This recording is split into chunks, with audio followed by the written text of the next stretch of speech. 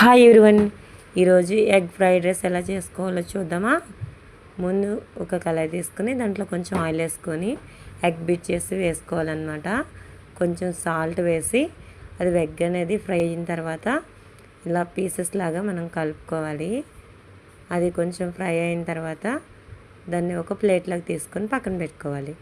అదే కళాయిలో కొంచెం ఆయిల్ వేసి కసూరి మేతి వేసి వేగనిచ్చాక ఆనియన్స్ వేసుకోవాలి. ఆనియన్స్ కూడా వేగనివ్వాలి. ఒక 50% వేగితే సరిపోతాయి.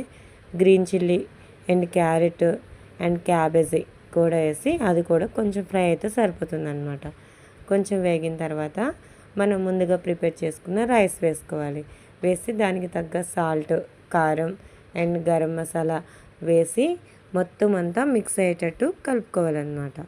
బాగా కలుపుకున్న తర్వాత దాంట్లో కొంచెం సోయా సాస్, కొంచెం రెడ్ చిల్లీ సాస్ వేసి మొత్తం అంతా మిక్స్ చేసుకోవాలి. బాగా అంతటికి పట్టేటట్టు కలుపుకోవాలన్నమాట. తర్వాత బాగా కలిపిన తర్వాత మనం ముందుగా రెడీ చేసుకున్నాం కదా ఎగ్వి, ఆ పీసెస్ దాంట్లో వేసి మొత్తం మళ్ళీ అంతా కలిసేటట్టు ఒకసారి మిక్స్ చేసుకొని లాస్ట్గా కొత్తిమీరతో గార్నిష్ చేసుకుంటే రెడీ అయిపోతుంది ఎగ్ ఫ్రైడ్ రైస్. చూడండి ఎంత బాగా వచ్చిందో, కలరే కాదు టేస్ట్ కూడా సూపర్గా ఉందన్నమాట. మీరు ఒకసారి ట్రై చేయండి, చాలా బాగుంటుంది. Thank you for watching.